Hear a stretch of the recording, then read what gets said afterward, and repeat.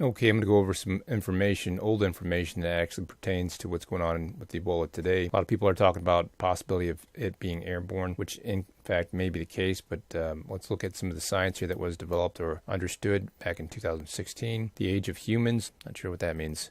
I'll have to look it up again. I know it's a familiar word. Living bacteria are riding Earth's air currents. Okay, that should speak volumes right there. The high-flying microbes can travel across the globe, spreading disease or even changing climates. Considering the prevailing winds, a gentleman by the name of David J. Smith figured the air samples collected atop a dormant volcano in Oregon would be full of DNA signatures from dead microorganisms from Asia in the Pacific Ocean. He didn't expect anything could survive the journey through harsh upper atmosphere to the research station at the Mount Bachelor Observatory at elevation of 9,000 feet. I thought we would basically be collecting nothing but dead biomass, said Smith, a research scientist with NASA's Ames Research Center. But when his team got to the lab with the samples taken from two large dust plumes in the spring of 2011, they discovered a thriving bunch of hitchhikers. More than 27% of the bacterial samples and more than 47% of the fungal samples were still alive. I'm going to fast forward down to this part here. It talks about a virus here. Blue tongue virus, which infects domestic and wild animals, was once present only in Africa, but it's found now in Great Britain, likely the result of prevailing winds. Scientists examining the decline of coral reefs in near pristine stretches of the Caribbean are pointing at dust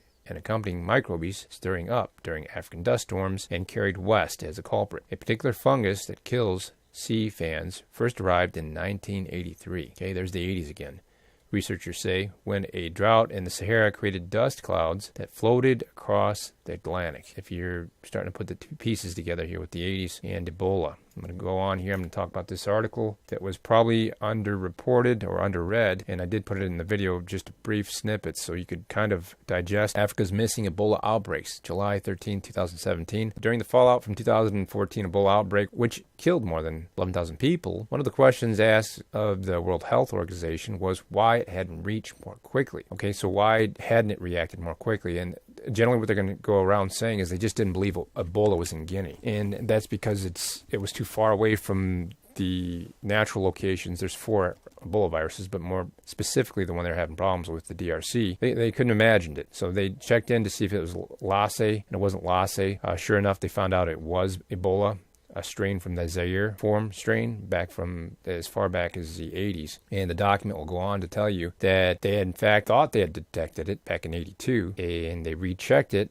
and it turned out that Ebola did find its way out there. They found it in, what do you call this thing? The antibodies of an individual. So somebody had it, generated antibodies, survived it, were able to fight it off. In fact, could have been carriers of Ebola. They could be carriers out there. That's generally what they're saying. There could be carriers of Ebola. And what I think is happening is as they're aging, their immunity is not able to sustain the fight, and Ebola might actually be expressing itself and becoming more contagious, and you're seeing these new outbreaks. And you're also seeing the locations of the people that were able to get out of the Congo and other areas that Ebola was. And as they die, those people that are around them, obviously they're going to get sick. And I really think that's what's happening. So they go about saying the difficulties they ran into because the original test they used to use, which was the 2A test, also known as the indirect immunofluorescence assay, was determined obsolete, and they were really forcing, the medical industry forced the assay test. So that left what they called bush doctors without any methods of testing on the spot. They had to send these samples after this to these locations, and there weren't a lot of locations that could do the assay test, and they were considered the new gold standard in the 90s, which removed remote testing and the doctors that generated the samples out of the equation. And nonetheless, this was tested. This was found in the 80s, early 80s, but because of the dictator in Guinea, it was ignored until 1987, where they did confirm that, in fact, Ebola had traveled to Guinea. The AIDS epidemic as well in the United States caused us to kind of focus and refocus on the United States, which is, that's what we do. Sometimes we have to refocus on the United States. So AIDS distracted us. Meanwhile, there were people walking around the African continent with antibodies for Ebola and probably a dormant Ebola virus. And it just only took a matter of time before they got older. They started to exhibit the disease. It became contagious. And fast forward, I think you're going to see those people would have been maybe 10, 15, 20 years old. Now they're 40, 50 years old, and they just lost track of it. In the 80s, they lost track of it. And if there's anybody here that used to be in Africa, they're going to be healthier, they're going to live longer, maybe they're going to suppress it for longer. The chances are that this could actually happen here, that there's somebody that has dormant Ebola, and when their immune system becomes compromised, it would exhibit itself. And it's very likely that somebody could have already got in underneath the radar from the 70s, mid-80s.